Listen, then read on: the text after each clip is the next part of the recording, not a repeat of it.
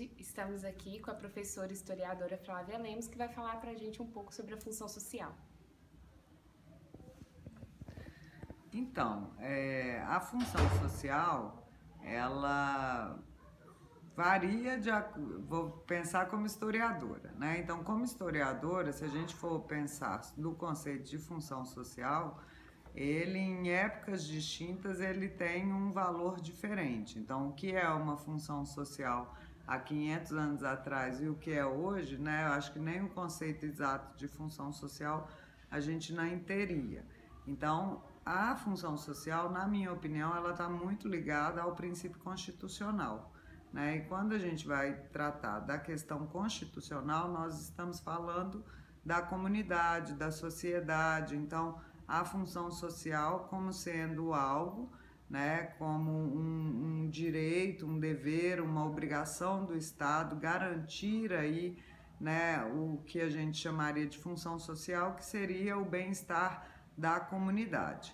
E quando nós pensamos, né, principalmente atualmente, em que nós temos uma relação entre indivíduo e sociedade, indivíduo e comunidade, como arbitrar essas relações, né, em que não se estabeleça apenas o princípio individual, mas que o princípio individual seja protegido, mas não se sobreponha à sociedade e à comunidade como um todo.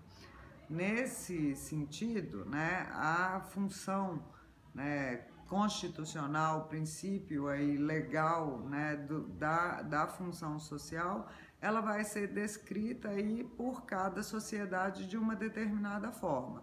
Se nós formos pensar na sociedade contemporânea, né, nós temos aí a questão dos direitos humanos, né, dos princípios que regem a nossa sociedade e, portanto, a função social ela tem como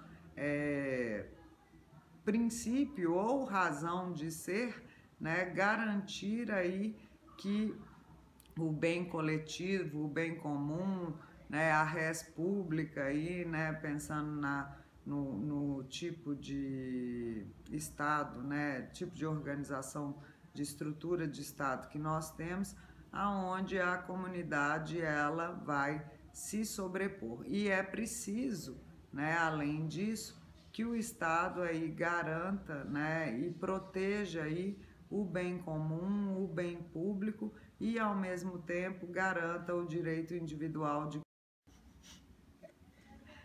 Então, por exemplo, se a gente vou dar um exemplo de tombamento, né, que é um processo aí ligado ao patrimônio histórico, cultural, né? Então, se um sujeito ele reside ou é dono de um imóvel que seja avaliado aí pelo Conselho de Patrimônio da cidade, do estado ou até mesmo pelos órgãos federais como um patrimônio a ser protegido, esse bem, né, ele pode ser tombado.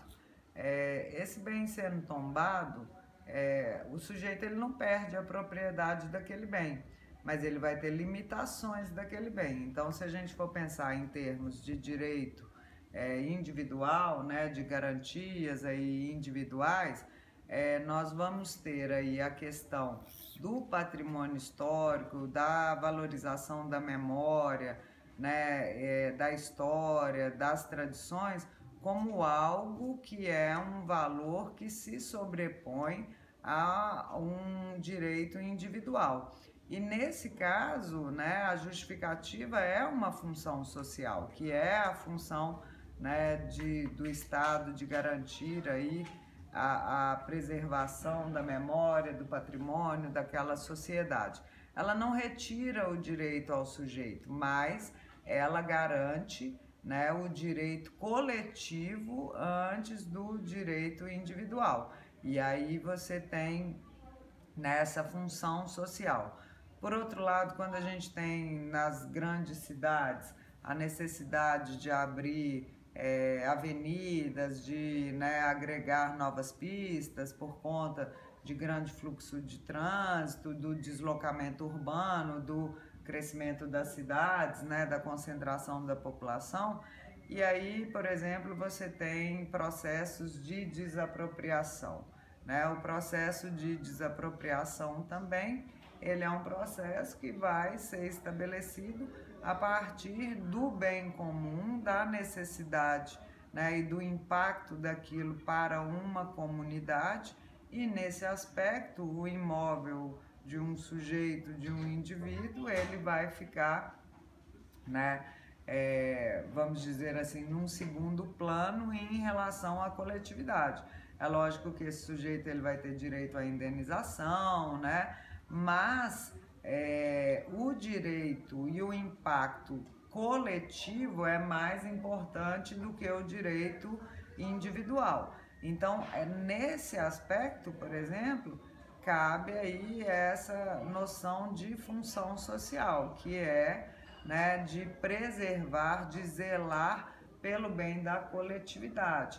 E, ao mesmo tempo, né, desse equilíbrio em que deve haver entre aquilo que a gente chama de público e privado. Então, entre aquilo que é o bem comum, que é da sociedade, que é da comunidade como um todo, e do indivíduo, do sujeito, né? São relações bastante difíceis, principalmente em sociedades capitalistas, né?